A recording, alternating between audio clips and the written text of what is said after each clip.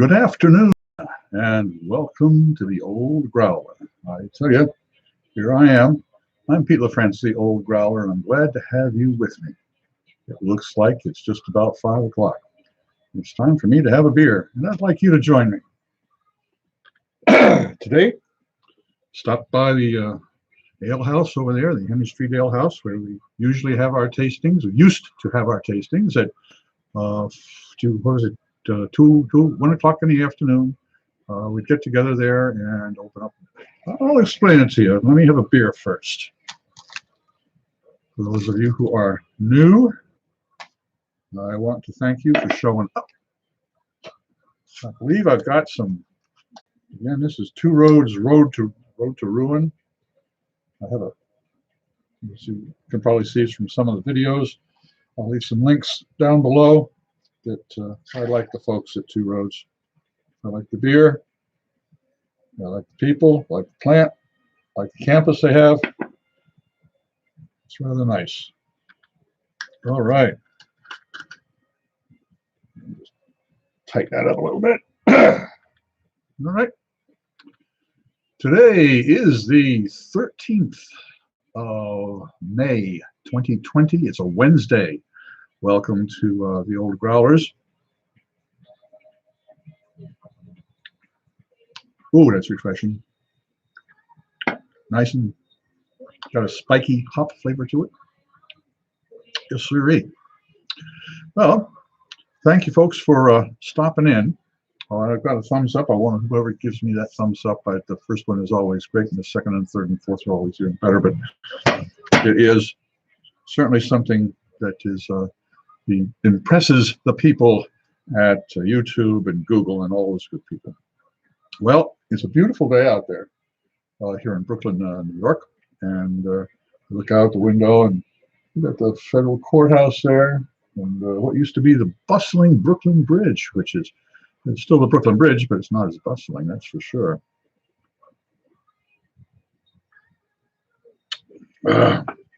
All right, I'm not going to delay anymore. I'm going to show you what I've got here. This is oh geez, I was going to print it out. All right, well, we've got a beer from Canada and from Quebec, and it is from the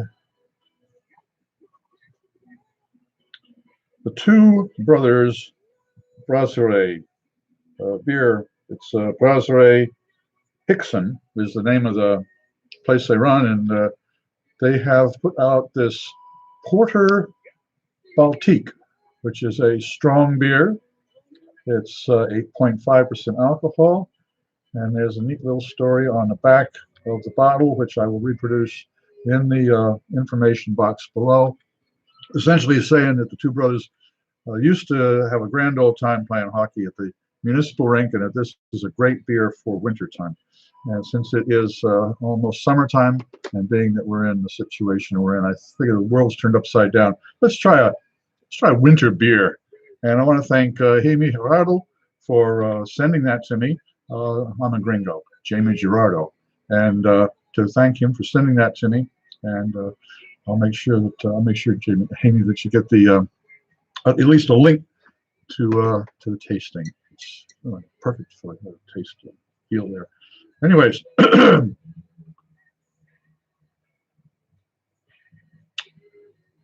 those of you who are new, those of you who will be watching this later on, I hope, welcome.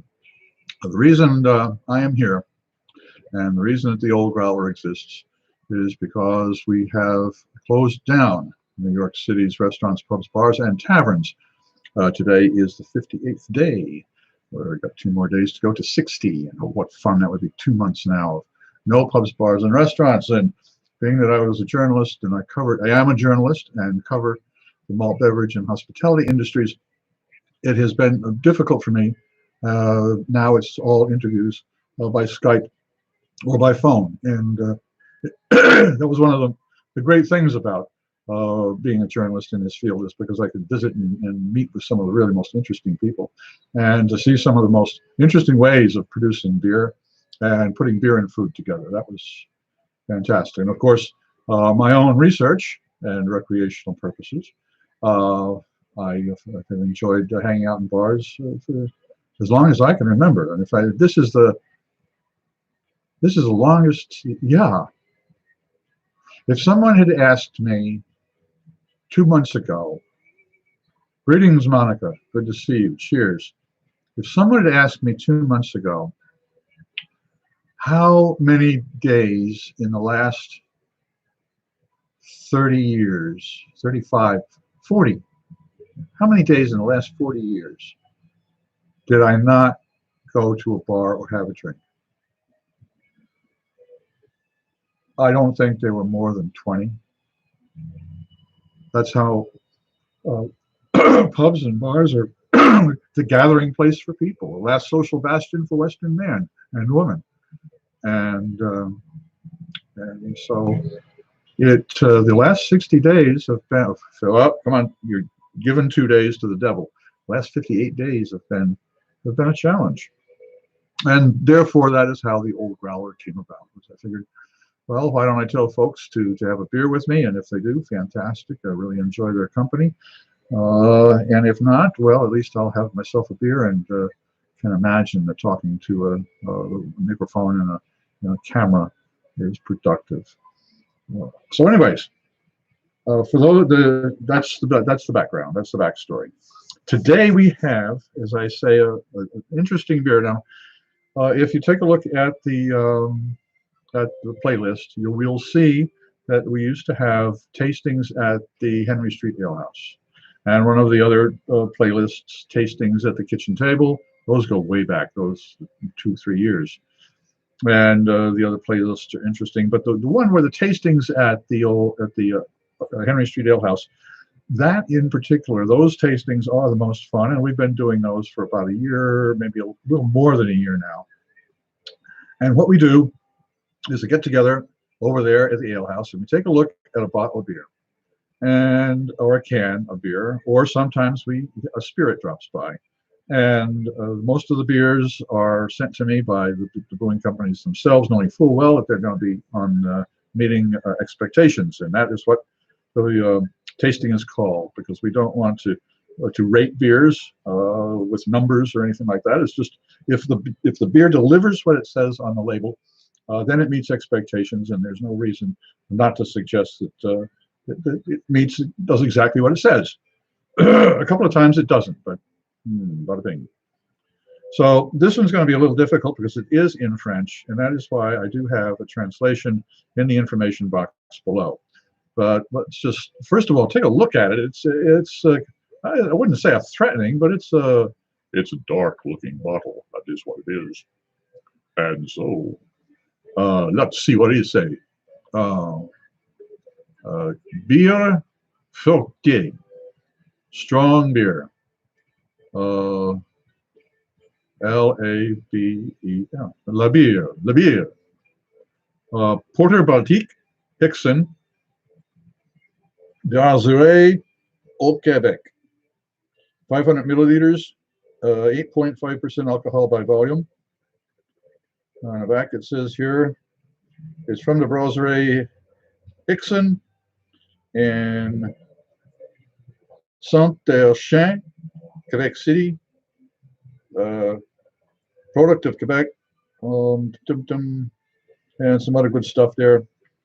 Malts, it has 2 rondes, Munich and Vienna, chocolat, hornblende and Fugel, must be the hops. International bittering units 30. Biance original 19.59. I'd have to look what that is, that might be the original gravity. But there's a neat little recitation on the back about how this was a perfect warm-up after a hockey game and having some fun in the wintertime up in Quebec. So let's crack it open in the middle of at the end of spring 2020, because we need to celebrate a little something, and we don't do things backwards. And I'm going to use a wine glass because this is kind of a relatively high alcohol beer, and it's probably got a lot of aromas to it, I hope. All right, let's crack this open and see. Well, what are we expecting? We're expecting a porter or yeah, a porter. Porter Baltique, I'm not too sure how that figures in. Now, I'm not expecting any fruit in here. It doesn't say anything about fruit. It does have a relative for a stout. An IBU for a 30 is not that high. So an aromatic dark beer with a good body to it and high alcohol so that it warms you up after a game of hockey. All right, let's crack this open. Oh, wow. That is a, hold on, back the truck up. A porter, huh? Okay, well, first of all, I'm going to sneak a sniff. Oh boy, there are some interesting aromatics in there. It's quite, as you can see, quite a heady beer. Now, if I was I would do a little bit of oil and pop it on the top, and it would knock that head down faster than anything, but I'm not going to do that. I'm going to be a good boy. Oh, somebody else gave me a thumbs up. Thank you very much. All right. Now, let's see what we got here. Come on, come on, come on.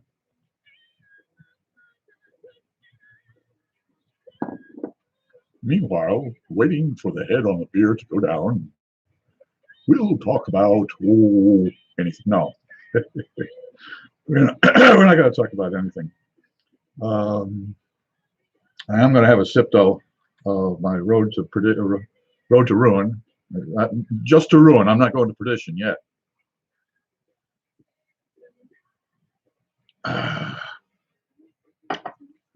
So neat to find out that perdition meant to go to hell. Rather than offending someone, you can say, you're on the road to perdition. Make them look it up on the map. Google it up on the map. Yeah, that would be a fun thing to do. Huh? All right. I'm going to let this just... that head is not going down. So I'm going to try what I'm going to call pouring around it. Let's see if I can...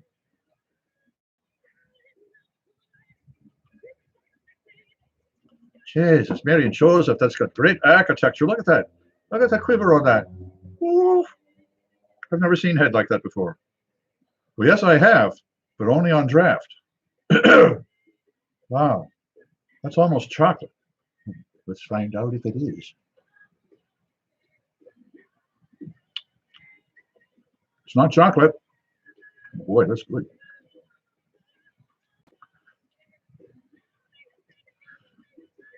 It has a hop tang to it, a creamy feel, almost like meringue.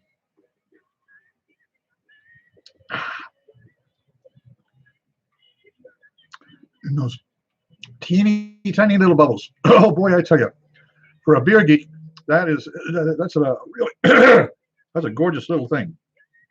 And what it does mean is that it means, as I might have mentioned in a couple of other earlier programs, presentations, it means that there's a lot of malt in there, a lot of dextrin, and the more dextrin there is, the more the CO2 can form bubbles and make little teeny tiny bubbles rather than really big bubbles. Because with the lack of dextrin, you just don't have enough. But the more dextrin there is, the better the bubbles. And oh, that is a pretty little sight. Why don't you take a sip? That's why I was working to get the head down. Okay. Let's see. I'm expecting. I've had a cheat sheet on the head, but I'm expecting. I'm expecting a little lighter body than I was before.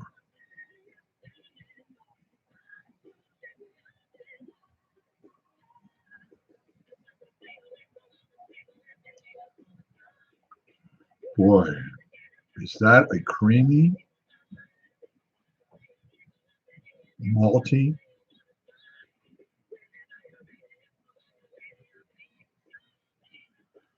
pleasantly tangy flavor that makes you want to go back and have another one immediately, but just a little sip at a time. Just a little sip at a time. And this is probably around 50 degrees Fahrenheit cellar temperature, which is what you would serve a wine at. And this meets expectations. Now, I am, for those of you who aren't who don't know me well, I'm the last name La France or La France here in the United States is French Canadian based. So I've got roots up there, and so I'm a little prejudiced. So that does play into the formula. It was sent as a gift, which makes it even more. I think, I wouldn't expect Amy to send me something that wasn't super. And he said it would be a treat, and it certainly is. Boy, I thank you very much, Amy. This is a beauty.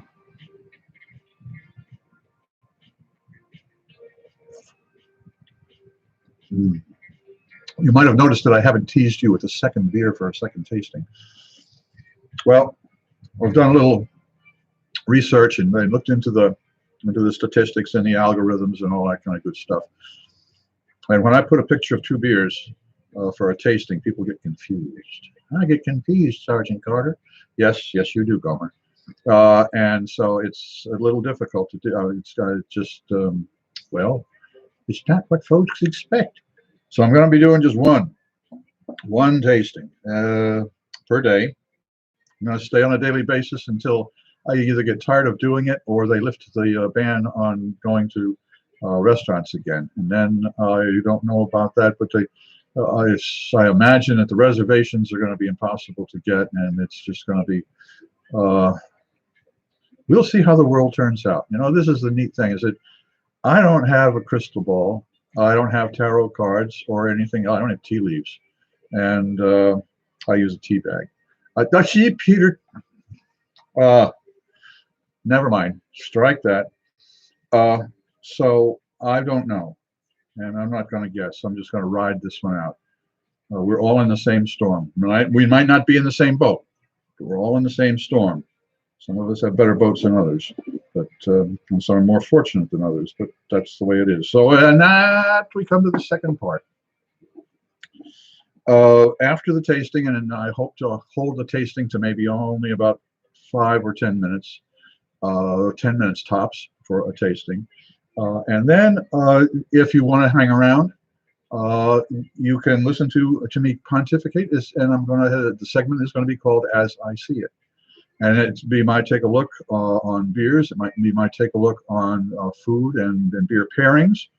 It might be my take a look on what the weather is, or one of those things. But if you stay around and you like to listen to my voice and watch me drink beer, and I do appreciate that.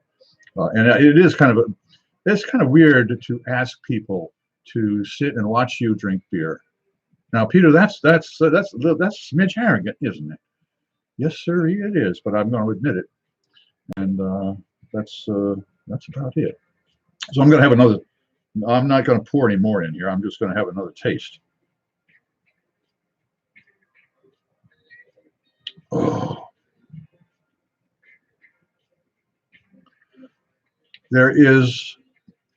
It's not a heavy bodied beer. It's a medium. And it's not, it's a weird thing to say, it's not oppressive on the tongue. However, it hangs around a little bit. Kind of like a friend that's, not quite ready to leave, and you don't really want them to leave yet, but they will have to leave, and it's about time. And well, it was very good to see you, and do thanks, and yes, remember me to your folks. And it was thank you. I'll thank you too. Yes, of course. We'll always. Don't worry. I've got the number. And not only that, but we can always, text. Of course, yeah, absolutely. Don't worry. Yeah, what are those friends? The color. I'm going to hold that up to the light so I can look at it. Wow, that's garnet. That's really. It's a good. I like that color. That is really a wonderful color. I'm not too sure. Well, yeah, for porter it is. Although I was expecting it to be a little bit more opaque, not being able to see through it. This you can see through. Let's see if I can get my buddy John Lonergan, electrician. If you're in Brooklyn, you need an electrician. You go for John Lonergan. See, yeah, you can. Oh, yeah, you can see the light through that. So. That's unusual for a porter. However, not. I mean, it's unusual, but not uncommon. Uncommon. It's not. It's uncommon in a porter, and not usual.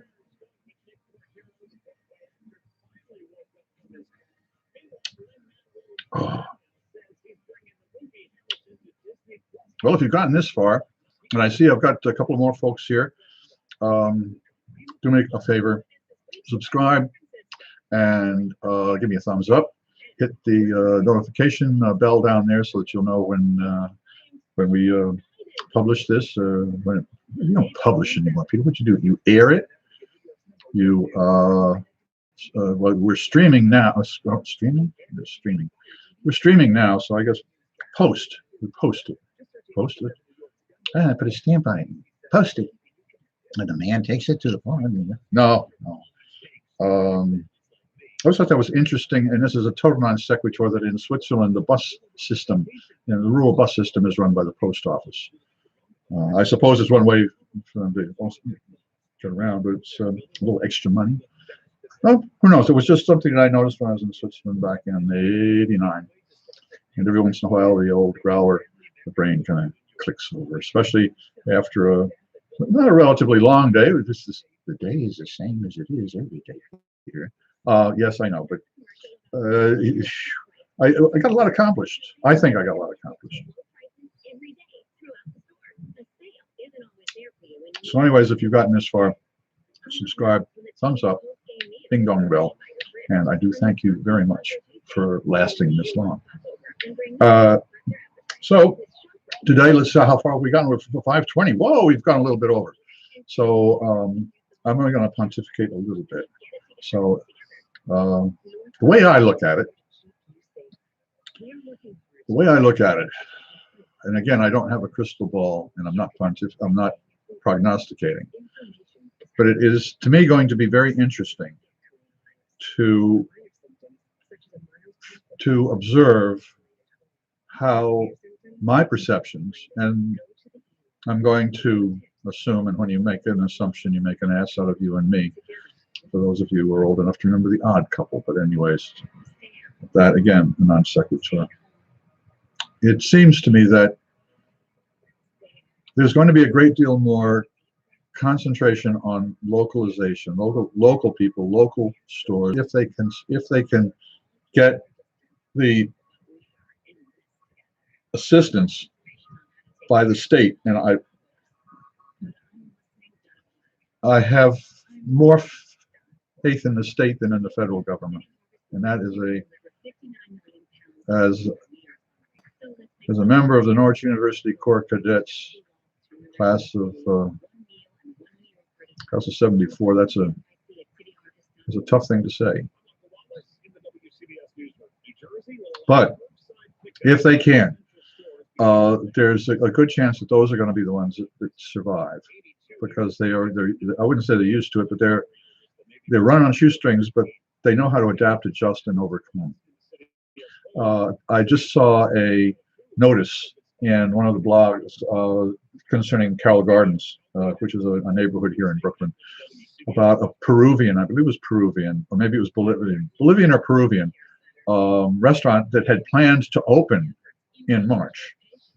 And of course, the pandemic hit and everything was closed down.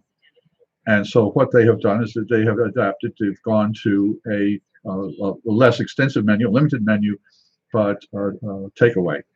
And it's a family operation, which helps, of course. But the concept is that you don't stop, you don't close down, you make do. And large companies cannot make do. Large companies leave New York City. There are 3 major banks that are no longer going to have office space in Manhattan. They're out of here. Chase, a couple of the others, and I can't remember them, but you can look it up in the New York Times. And they're out of here. So, and the beer companies cannot spin on a dime. Not the big ones, no. Even the medium range are having tough times because they don't know what to do with the beers that they've already distributed and put into the system. They've invested too much to do that. Where the smaller breweries They don't have a whole bunch of kegs out there. What they have are a couple of accounts. Well, not a couple of accounts, maybe hopefully 200 or 300 accounts, and yet it's draft. So what they do is that they open up growler. You know, folks come down to the growler, and next week that's what I'm going to be doing, is going to some of the curbside pickups here in Brooklyn to try some of the beers and pick them up. Also have some of them delivered. I saw at least 3 of the different beer companies here, breweries in Brooklyn here, that will deliver. And so we're gonna give that a try too next week. This is going to be interesting to see. So, and the concept of the real problem is the entertainment industry, especially here in New York, and the hospitality industry, the hotels, motels, as well as food service. These are what New York City was built on, and they're going to take a wicked hit, of course. The big ones, yes, but sometimes they can adapt in ways that right now that they are frantically looking at. They'll survive. There are going to be some winners and there are going to be some losers, and the losers, it's a sad thing. And fortunately, as I say, we're in the same storm, but not in the same boat. Some boats are leaking a lot worse than others. Oh. Well, I've kept this to 26 minutes. I'm going to hang around a little bit longer. If you folks would like to hang around a little bit longer, I wouldn't mind. Make some comments. I would appreciate any comments, because that way I know whether I'm at least communicating and making some sense, or as I say, it's always, feedback is always important and appreciated. That's for sure. I certainly appreciate the feedback. Boy, oh boy, I'm going to have to save the. Don't know what I have to make for dinner. I think it's a blue ribbon blue apron special. Forever, if you're watching, Jim Bennis introduced me to Blue Apron about 6, maybe 7 months ago, maybe a little bit more. And it's Google it up. It's what you do is that they prep all your food for you to do all your mise en place, and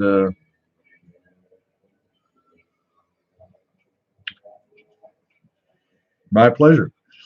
They put together a mise en place for you, and they give you some directions. If you know how to cook, it's a cheat. It's nice. But the wonderful thing about it is that there are some of the menu dishes, and you get a choice. I guess 10 or 12 different dishes a week, and you can pick them out. And the spices and herbs that, if you went out to, here in Brooklyn, a place called Sahadi's on Atlantic Avenue, is where you can get some of the finest spices and herbs and anything, particularly Middle Eastern.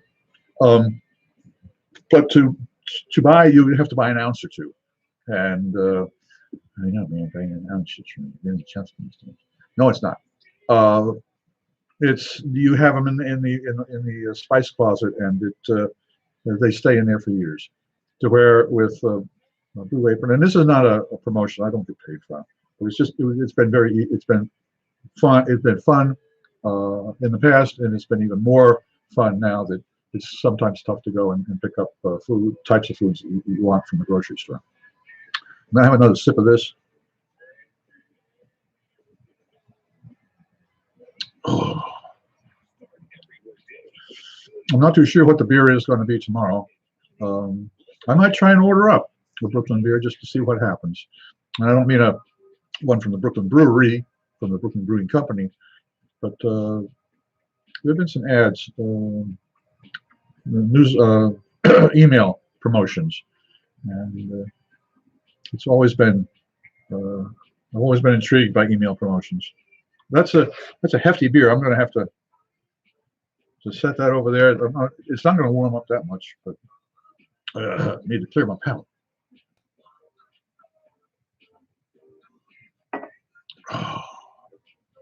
Well, we've had 29 minutes and 47 seconds. I do thank you, anyone who is still with me. I thank you very much for showing up. And I look forward to seeing you tomorrow.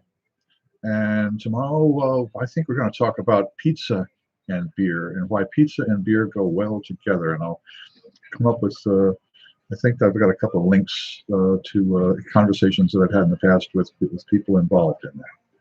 So anyways, until we meet again, it's been a pleasure. Thank you very much. And if you can't, let's see, if you can't endure, enjoy, or something like that, but put any kind of cliche you want right in here. Just I'll move my lips and you do the cliche.